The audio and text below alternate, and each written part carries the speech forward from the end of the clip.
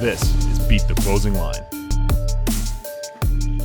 Hey everyone, welcome back to Beat the Closing Line. I am your host, Nicole Russo, alongside analyst for TheLines.com, Moneylines. And again, joining us this week, we've got Steven Andress. Now, we have made it to the conference championships. We're going to be talking about which bets we like for these two games and how the lines have maybe already moved or how they might move as we inch closer to game time. But before we get into this weekend's slate of games, make sure to give this video a thumbs up, subscribe to the Lines YouTube channel, and ring the bell so you get all of those notifications. And if you listen to us where you get your podcast, make sure to subscribe to the Beat the Closing Line pod. How did a last week go for you, Mo? I'll let you start. Last week was a very good week. We needed it after the previous week. I think we scooped the plays from this show, right? 4-0? I believe so. Yeah. America's teaser came home. It was beautiful. America's teaser. Stole that from Matt Brown. That was good stuff. But yeah, I mean, you know, it just goes to show you, just because every single betting content producer on the planet is sending out the same bet, it doesn't mean it's a bad bet all the time, right? Like, don't just fade the public to fade the public. This is a traditional Wong teaser, taking two teams through the 3 and through the 7, and they came home easily there. And we needed it too, because the Chiefs did not cover the line without the teaser leg. So another beautiful day in teaser land in the divisional round, Nicole. That's awesome, guys. Let's move forward to these conference championship games. We're going to kick it off with the Eagles, who are looking to head to the Super Bowl for the second time in 6 years, but they are going to have to face Brock Purdy and the San Francisco 49ers first. Now, the Eagles' ground game was on fire last weekend with over 268 yards. San Francisco, on the other hand, has been having a pretty amazing story, with Brock Purdy going 7-0 since he's taken over for the injured Jimmy Garoppolo. In this matchup, Mo, you like the Eagles at -2.5 here.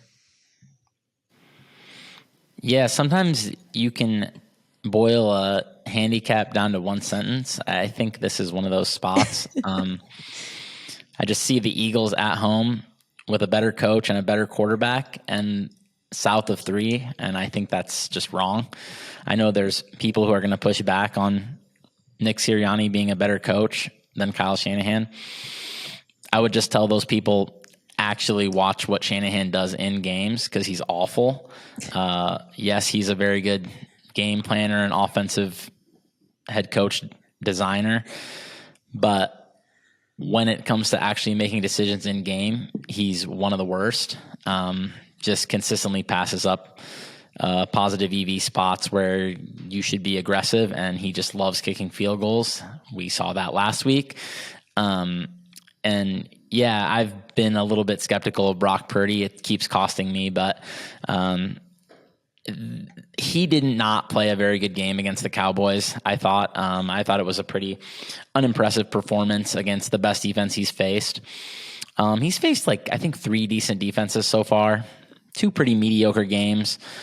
Of those 3, he did very well against Tampa Bay, but they pretty much no-showed in that game, so I don't know how much credit to give him there. I looked at his EPA per play in this game against Dallas just to make sure my eyes weren't completely lying to me. He would have ranked right in the middle of the pack in the NFL, 14th, if he did it for a full season. Guys like Jacoby Brissett and Daniel Jones ahead of him, you know, these are not quarterbacks to be feared, although they did have solid seasons. I'm pretty excited about the Eagles pass rush here against the 49ers getting to Brock Purdy. I thought that some of what I said last week about Purdy not being able to escape actually good pass rushers kind of came to fruition in some spots. He was getting hawked down and doing some weird things in some of those plays. That one play in the red zone, he was pirouetting backwards and just, hurling the ball once he realized that wasn't going to work. And the Eagles have the best pass rush in the NFL. They have the best sack rate in the NFL, and that's just if you look at raw sack rate. If you look at adjusted sack rate, the difference is incredibly large. Difference between the Eagles at number 1, and the number 2 sack rate is the same as the difference between number 2 and number 18. So I think people maybe don't realize just how good this Eagles pass rush is very, very, very good. And Brock Purdy is going to have to make some tougher plays in this game. So I'm excited to see how that goes for him. And I'm not expecting it to go that well. I do a little bit worry in the same sense about Jalen Hurts against the Niners defense, though. I would say that the one thing he does have going for him, though, is very, very good matchup on the edges with A.J. Brown and Devontae Smith. I think I've talked about how the Niners defense, the cornerbacks are beatable, especially the weak point does seem to be Deommodore Lenoir at CB2. One of those guys is going to be covered by him, so that should help. There should be some good open throws for Jalen Hurts here and there. So I do think the Eagles should be -3 here. If it goes up to -3 later in the week and it's still like -105 or something, +100, something like that, I still think I would maybe take a smaller shot at -3, but I got -2, and I think anything south of 3 is solid for the Eagles. I do think we are going to see Jalen Hurts go to the air a little bit more in this game. He didn't really need to rely on that a ton last weekend, which was obviously great for him because he was still kind of rehabbing that shoulder injury. But I do feel like they are going to try to exploit this San Francisco pass defense on longer plays, which has been San Francisco's weakness. I feel like he's going to be connecting with A.J. Brown quite a bit. Now, I do like the Eagles here in this spot. I believe most of the world likes the Eagles here in this spot. But I'm also going to take Jalen Hurts as an anytime touchdown scorer at +110 at DraftKings. I do think, like I said before, we're going to see some long pass plays, which is going to get them in a good position close in that red zone. And I think Jalen is going to be able to do the rest with his legs and get them into the end zone at least one time. Steven, what do you think about all of this? I am going to at least pour a little cold water onto the thought that this is a slam dunk for the Eagles this week. I do think this line is a little inflated off of the Eagles dominating a team that most of us thought was just not anywhere near the tier of these final 4 teams that we have, and the Niners probably getting a little downgraded because they won an ugly game, right? It was not all that impressive, but they still covered the spread. So it was just a low scoring game. Now, full disclosure, I actually have futures on both of these teams, on the Eagles and the 49ers. So I want the 49ers to win because I have more equity there. But just a little sidebar here. You know, a lot of these books that are out there, if you're in a legal betting state, will give you risk-free bets throughout the NFL season, sometimes with like same game parlays. Maybe it's a $5 or a $10 risk-free same game parlay. One of my favorite things to do is always bet those, make it like a lottery ticket. And if it loses, you get your free bet back or your bonus bet and just throw it on some futures and start building some equity in some of these futures. So that's what happened with the Eagles. All of my Eagles futures are built off of failed same game parlays that were risk free. So now I'm sitting pretty here with at least one member of the Super Bowl this year and the future's still riding. So just a fun little betting strategy I like to employ that I thought might be helpful for people in whatever sport that those promos are being offered for.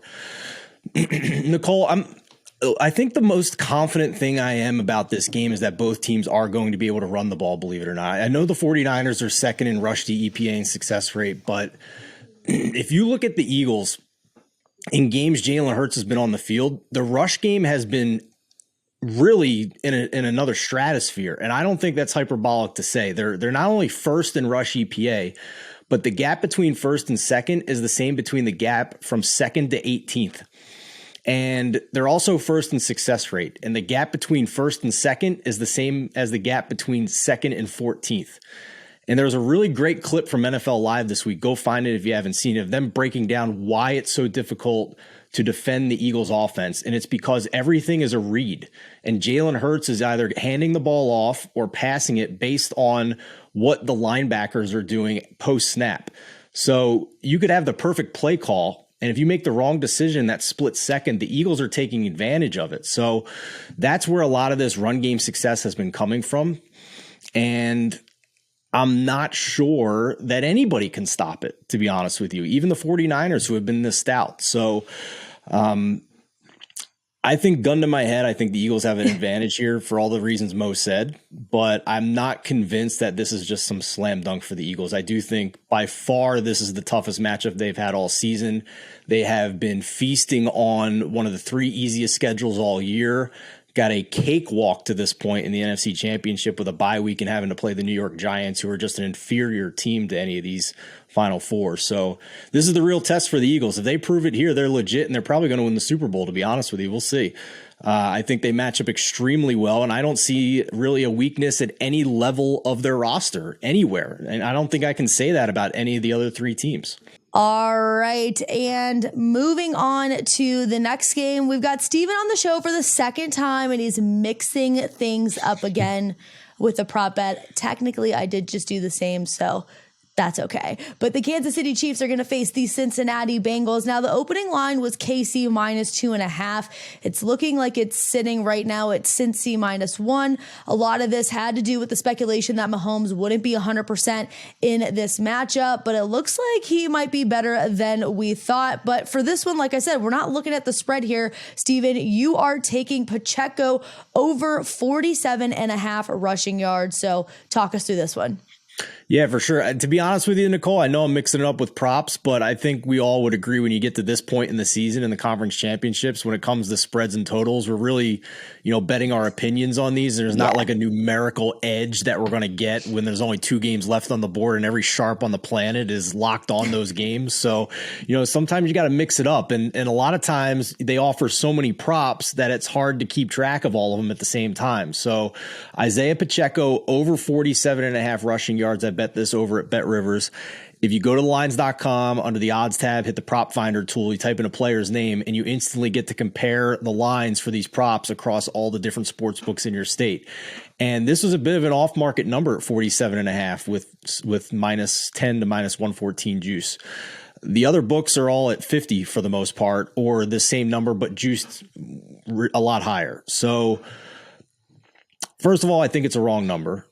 Second of all, if you look at the matchup, Kansas City has run the ball extremely effectively in the 3 matchups they've had against Cincinnati dating back to last year, with more than 5 yards per carry on the ground in each of those games. And I think part of that is the defensive coordinator for the Bengals, Lou Anarumo, being content to play too high shell, let the Chiefs run the ball, force them to have long drives, shorten the game, increase the variance when you're playing the best quarterback on the planet. And if they want to run the ball, so be it. Let them go run the ball. And the Chiefs have been content to do that. This also just overall is a number that continues to stay the same week to week for Pacheco and has not been adjusted to his usage in this offense. And I scratch my head. I don't understand it. He has had 50-plus rushing yards in 9 of his past 10 games.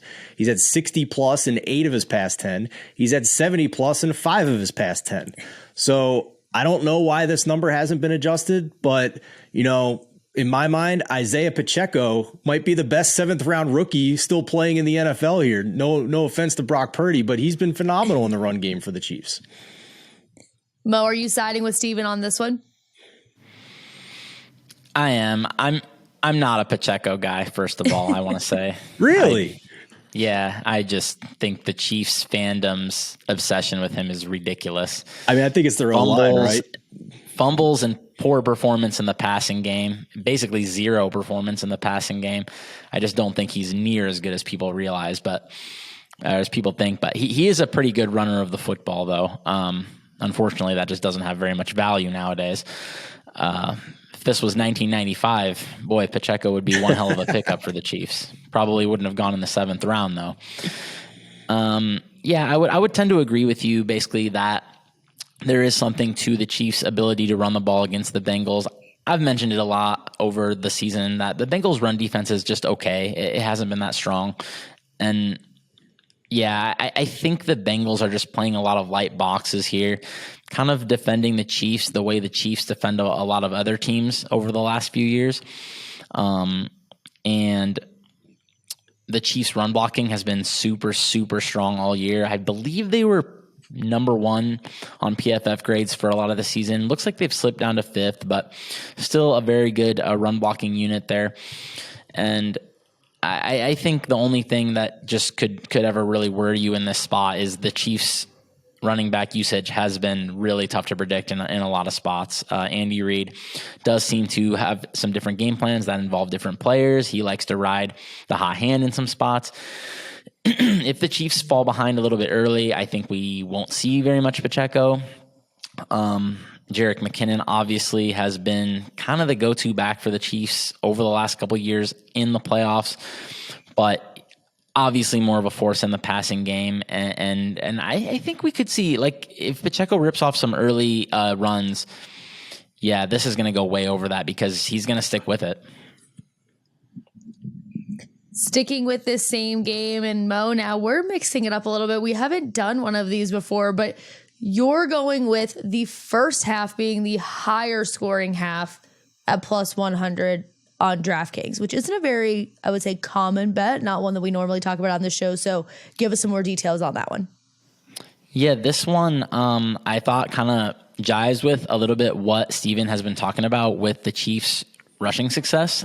That's kind of one of my big reasonings for this one, and one of the things that kind of pointed me to it when I was thinking about game flow for this game and how it might go.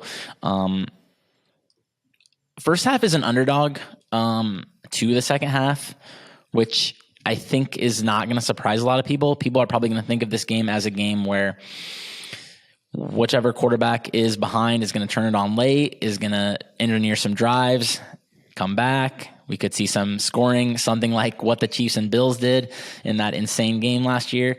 But I actually think because both teams have had success running the ball against the other one, that we might actually see the opposite, where the team that is winning is actually going to have some success moving the ball and churning the clock. So I could see the first half maybe should be the favorite if that's the case, if I'm right about that. The first half has been the higher scoring half in two of their last three, and it was by quite a bit in both of those. The third one was close. It was 27-24 in favor of the second half. A couple things that I think maybe point to first half higher scoring. And yeah, I do want to say, like Steven said, you kind of got to dig around for some value. I mean, I'm not going to, we can't just come out here and throw out sides and totals when these are so tough to beat at this point of the season. So I had to dig a little bit for this one, but just thinking about how this game might go, we know Patrick Mahomes is probably going to be fresher earlier in the game. A couple things that could happen here if the ankle proves problematic, if it swells up, if he gets, God forbid, re-injured and we have to see Chad Henne in there later in the game, then the first half would definitely be a big favorite because there's a way better quarterback playing. And other thing is, like I was saying, and like Steven said, the running success, the Chiefs, 5.5 yards per attempt is their floor in these last three games against the Bengals. They have been really, really good running the ball on the Bengals.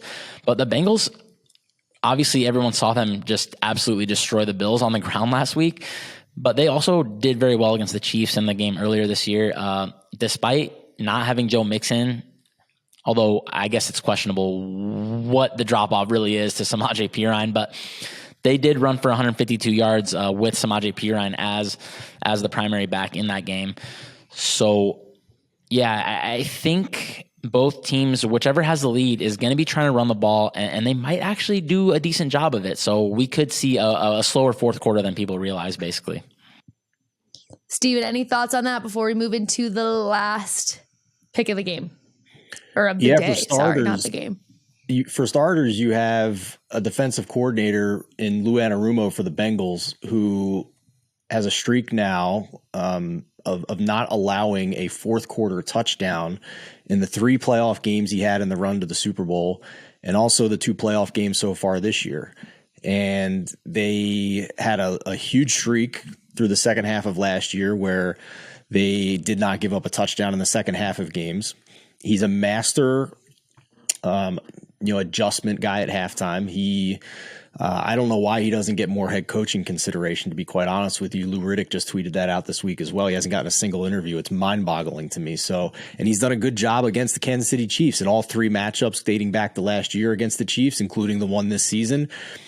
Chiefs have not scored a fourth quarter touchdown against the Cincinnati Bengals. So I think that fits with Mo's bet here, obviously. And also the fact that both of these teams this season were top 5 in EPA per play offensively in the first half of games. So I think that fits really well here as well for Mo's bet. And for our final discussion point of the day, Steven, I know you are in between a few things, a teaser potentially, or Mahomes under on passing yards. So talk us through the 2 bets that you're considering, what the current odds are for these, and if you've actually fired on either one that you have been considering. Yeah, for sure. I think first of all, just the idea of a Wong teaser this week being available is very interesting to me because these are the tightest lines we tend to see all season when we get this late. And for starters, I think the Philadelphia San Francisco game fits very well there. It's a total in the 40s. You're getting San Francisco up through the 3 and the 7, up to 8.5 as we record here on Wednesday afternoon. So that fits obviously. I think, Mo would agree that we are kind of fishing a little bit with what the appropriate line is for the Kansas City Cincinnati game, just because of all the uncertainty with Mahomes and his high ankle sprain. But he held his press conference on Wednesday. He's going to practice. He's going to see how much he can practice. All signs seem to point to him playing in this one. So after this got as high as Chiefs plus 2.5 on Tuesday, we're sitting around +1 right now on Wednesday, which is not teasable. I need plus 1.5 or better with either of these teams to want to tease it. So I'll just say, we have to record this in the middle of the week and then you guys can make your decisions down the road. If you're watching this later and either of these teams are plus 1.5 or better, I'd be fine teasing it because to me, I'm a little bit more comfortable today on Wednesday than I was Monday or Tuesday with Mahomes being at least able to sit in the pocket and deliver the football, which to me at least lowers the chance of there being a double-digit win by either of these teams. These teams have played 3 times now. The third time I've said it in this show, but all of those games were close games. Nobody ran away from anybody in those games. There was a little bit of turnover variance in the playoff game there, but I think these 2 teams are very evenly matched. I think power ratings across a lot of sports books will tell you that this is a pretty evenly matched game at this point. So look out for the teaser. The other bet I've actually made is Patrick Mahomes under his passing yards. And really, it's just more of a process bet. To be honest with you, I bet this on Tuesday at under 270, and I've gotten the worst of the number. I come on Beat the Closing Line, and I give a bet that completely did not beat the closing line, but here we go. But the good news is for the rest of you out there, you can get a great number now. I mean, this is like 280 as we record right now, which, from reading Mo's article on the site is a, 20-yard discount from what this typically would be. And if we're ever talking about a player with an injury that at least has some chance of costing him the ability to even finish the game, you can't ever consider betting the over. And if there's a chance that he doesn't finish the game, then, or at least misses some of the game because of the injury, you increase your opportunity to get the under here. And if you look at the 3 matchups against Cincinnati, he's only gone over 270 once. His high in those 3 games was 275. He's been 260 or less in the other 2. And I think, again, that goes back to the Bengals being content to have light boxes like Mo mentioned, let them run the ball, force them to have long drives, and take away splash plays in the passing game. So I think this number for this matchup points to an under for not only the matchup reasons, but also because he's not 100%. And, as an old coworker used to tell me, Nicole, NFL players get the best drugs, but they don't always last for the entire game. They do get some phenomenal drugs, I will say, because whatever they have in that blue tent or that locker room, it's like a miracle worker. But Steven, before I let Mo, take us home, I think this is a good opportunity because you did bring up potentially Mahomes. We never want a player to get hurt, but there is a chance that, maybe he does aggravate that injury and he doesn't play the whole game. So if you are taking these props, just know your sportsbook house rules because I believe for most of them is if he takes a snap, that's it, right? Like he takes a snap, that bet's going to be graded. Now, a lot of people in this industry have gotten used to goodwill gestures or sports books, giving a goodwill gesture if Mahomes gets injured early or has to sit early, but you cannot count on those. So if you are going to take a prop on Mahomes and he's, potential to not finish the game, just a PSA, check those sportsbook rules before you complain on Twitter. Absolutely. All I want to say. All right, Mo, any final thoughts before we end today's show? I would just say about this one and both of these bets in general, I think if you're bearish on Mahomes' ability to be something close to his normal, just super effective self, then I like maybe building some same game parlays, alternate lines, maybe a points bet on his props, stuff like that, because I think you could get some huge payouts if he's really, really not close to being himself. So just in the same vein of what you were saying, check house rules, dig around and see what your sports books are offering, because you don't have to just bet the market line and whatever else people on Twitter are betting. Look around and see if you can find something that pays out big, maybe, because the low side of things where he's just in really rough shape or he gets hurt. I mean, the Bengals could win this game by 10. They could win this game by more than 10. I mean, we just saw them. They just destroyed the Bills by 17. So, don't be afraid to go out on a limb for, find some crazy payout and see if you can hit something big, because this is the spot where there's a lot of uncertainty. And when there's uncertainty is when there could be value at the left and right tails of the outcomes. Definitely good advice. Now, guys, I just can't believe after this weekend we're going to be at the Super Bowl. I don't know. This season seemed to kind of fly by.